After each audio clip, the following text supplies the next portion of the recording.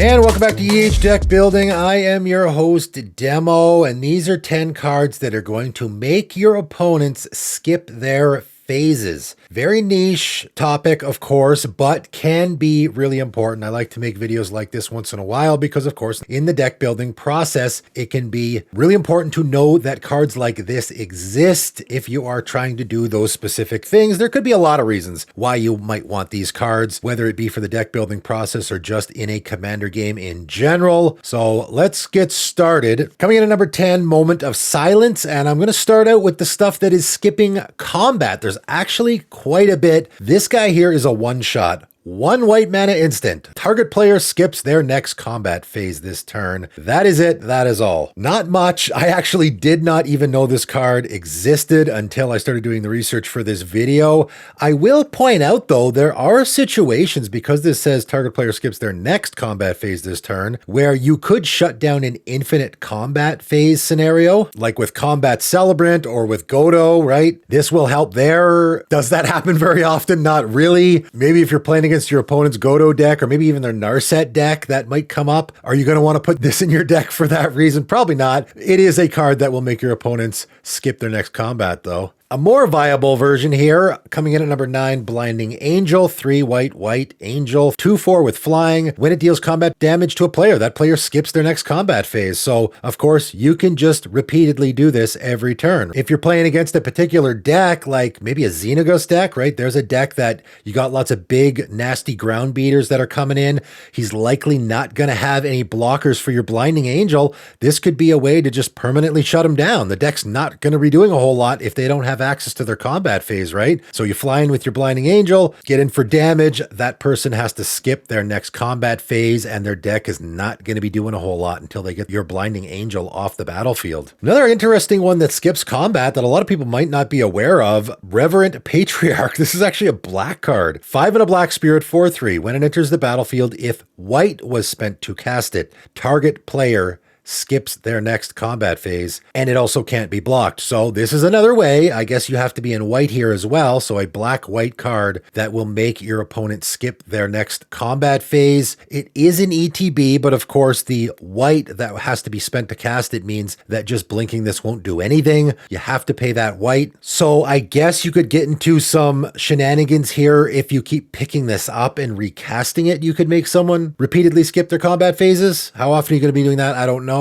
Maybe if you're in a black and white Spirit Tribal deck, you know, King of the Oathbreakers, there's one. Might be worth putting in, maybe. I don't know. It's an interesting way to make your opponent skip their combat phase. Maybe a better one, though, is Stonehorn Dignitary. This is one I've actually seen in Commander format quite a few times. 3 and a white, Rhino Soldier, 1/4. When it enters the battlefield, target opponent skips their next combat phase. So this is just a regular old ETB. So, of course, for that reason, works really well in Blink strategies. A lot of people will put this in their Rune deck, just repeatedly have that one guy, right? Again, whoever that big, scary attacking Edgar Markov, Krenko deck, whatever the case may be, just keep using this on that person indefinitely. Brago decks as well can very easily just continually blink this guy so that your opponent never gets a combat phase. This one does actually get played in the format quite a bit. Coming in at number 6, Fate Spinner. Now we're moving on to different phases here. This one will possibly have your opponent skip their combat phase, but they can skip other stuff as well. 1 blue human wizard, 1/2 at the beginning of each opponent's upkeep. That player chooses draw step, main phase, or combat phase. That player skips each instance of the chosen step or phase this turn. So I think the likely scenario here is combat. You are going to make it so your opponent has some difficult decisions. This is a pretty great card in a Pillow Fort deck because it is likely going to make your opponent skip their combat, right? They won't be able to attack.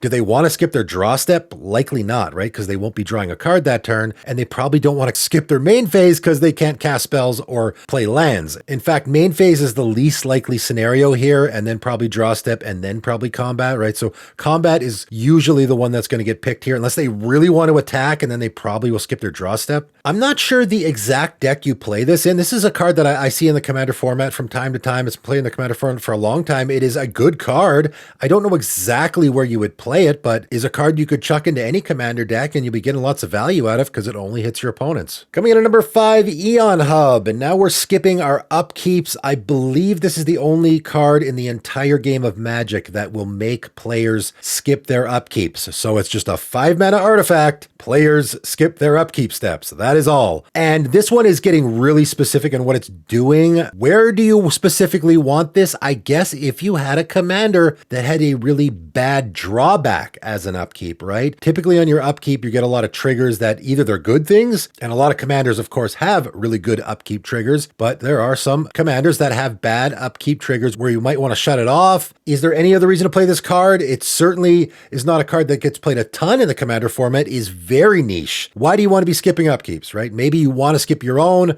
or maybe you want your opponents to skip theirs. What's the reason? Maybe you guys let me know in the comments below if you're playing this card for whatever reason. Coming in at number 4, and now we're getting to the big one, the untap step. That is, of all the steps and phases in a turn, the one that I think players would least want to be skipping is their untap step. That's the one that's probably going to screw them over the most, and there actually is quite a few cards that will do that. You'll see the Morningstar is actually a commander that will do that. 4 white, Dragon Spirit, 5/5 with flying. When it dies, target player skips their next untap step. Tap up to 5 target permanents that player controls. And yes, there is quite a few ways to have your opponent be just locked out of a game with this guy. I have made an Underwhelming Commanders deck with this guy where I had a loop there where you can lock a person out of a game forever. Enduring Renewal will work that way, where you just continually sack your commander. It will go right back to your hand. You play it again, sacrifice it, and that person never gets an untap step. It doesn't mean you automatically win the game, but it's pretty easy to win the game if your opponent never gets an untap step. Likely, once you get into that scenario, I imagine your opponent will just concede. Of course,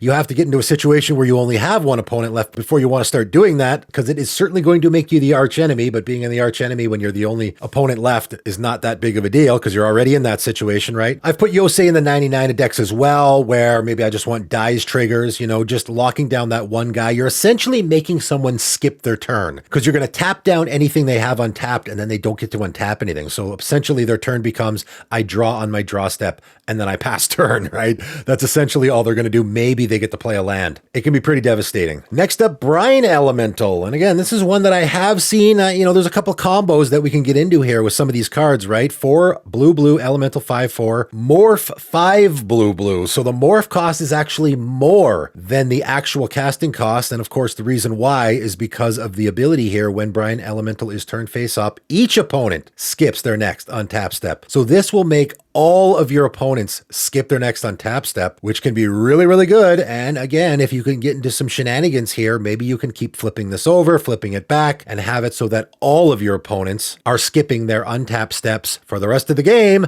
which again, essentially means you've won the game. It's pretty hard to lose after that. Obviously, you can throw it in that Ixodor deck because now you only have to pay 2 and a blue to flip it over. You can put it in those Kadena decks because they're doing the morph already. So it is a card that's already getting played in the format. Giving it a mention here, though, if you're not aware of it. Next up, Sands of Time. This is a really interesting card. So just 4-mana artifact. Each player skips their untap step. That's it. Everyone just skips their untap step. But at the beginning of each player's upkeep, that player simultaneously untaps each tapped artifact, creature, and land they control, and taps each untapped artifact, creature, and land they control. So essentially what this is doing is just turning your upkeep into your untap. And that might not seem like much, and there is a lot of situations where if you just throw this down in a commander game, you won't even notice it, right? Everyone will skip their untap, and then on upkeep, everything untaps, and you just go along as normal. Nobody really cares. It doesn't do anything. You can get into some serious shenanigans with this card, though. I'll throw out a few ideas. The first one being, as I've mentioned before on my channel, phasing, which is really popular in the format now. Phasing phases in on untap. So if you have a Sands of Time in play, any phased out creatures or permanents, if someone has resolved a Teferi's Protection, will not phase in. You got a Sands of Time in play and someone resolves a Teferi's Protection, their permanents are just gone until someone gets that Sands of Time off the battlefield. So that is very important to note. In fact, you could, and I have mentioned before, get into some shenanigans with this card where you can purposely phase out your opponent's stuff. If you got a Sands in Time in play, it's just gone, right? I have also mentioned in the past a commander where this works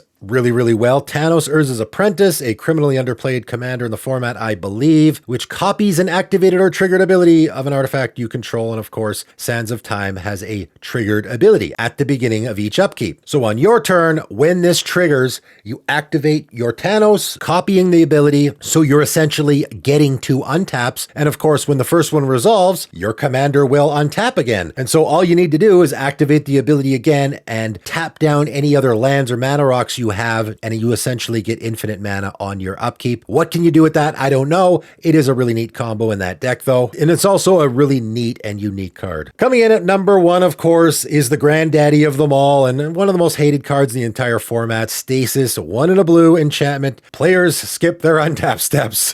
There are no addendums here though, as with Sands of Time. You're just skipping your untap step, and that is all. At the beginning of your upkeep, you have to sacrifice it unless you pay a blue, so of course the person who controls this has to figure out a way to pay a blue mana every turn so this doesn't go away, so that they can keep their opponent's stuff locked down. One really neat way was with Forsaken City. I believe this was used in some format a long time ago, because Forsaken City doesn't untap during your untap step and taps to add 1 mana of any color, but at the beginning of your upkeep, you may exile a card from your hand to untap it. So people would exile a card from their hand to untap their Forsaken City to then use that to pay for the Stasis. Pretty crazy little combo there. Stasis is currently the saltiest card on EDH Rec. It is the card that is consistently had the highest salt score. Everyone hates it. I find that a little interesting because who is playing this in a casual commander game? Again, this gets into the casual versus competitive discussion. If you're playing CEDH, I don't know why you would have a problem with anyone playing this, because that's sort of the game you're playing anyway, right? And in a casual commander game, who's playing this? I don't know. Like, I'm totally okay with stacks pieces. I certainly would consider this to be a stacks piece. I'm just wondering what people are doing in a casual commander game with this card. I suppose you could use it just to slow people down, right? You don't have to figure out how to keep this in play forever. You could just play this, leave it around for a couple of turns, and then let it go. The only issue being, of course, players skip their untap steps, and if you decide to let this go, you are letting it die on your upkeep, and then you have already skipped your untap, so you don't get to untap anything, and everyone else is going to untap before you, so that gets a little problematic. I've never seen this in a casual commander game. Never. Not once. I've seen all those other nasty stacks cards. This is the one I've never actually seen, so it's kind of funny that this is one that people will actually complain about in the format, because I've never actually seen anyone play it. I don't know what deck it's being played in. I mean, yes, it works really good in the stack strategy, but you have to figure out a way to make it good. It's not an easy card to use. Again, that's why I actually don't mind cards like this, because not only is it a universal effect that affects everybody, but also the guy who's using it's got to figure out a way to make it good, right? Certainly isn't fun. I get it. A lot of these cards might not be fun, right? The guy who's playing the Xenagos deck, if you're doing Stonehorn Dignitary every turn to that guy's probably not loving it, right? If you're flying in with your Blinding Angel every turn and hitting with him, he can't do anything. He's just sitting there doing nothing. So he's probably going to be annoyed just as much as anyone would against the Stasis. That's sort of the interesting thing about these cards, making you skip particular phases. Anyway, they're all very unique cards, and they can be good in very specific situations, just bringing them to your attention if you're not aware. Some of these, again, I think are actually worth possibly even building an entire deck around. If you're thinking of purchasing any of these cards, I do have a TCG Player link. It is in the description below. Feel free to give it a click. It helps support the channel. That is it for today, though, and thanks for tuning in.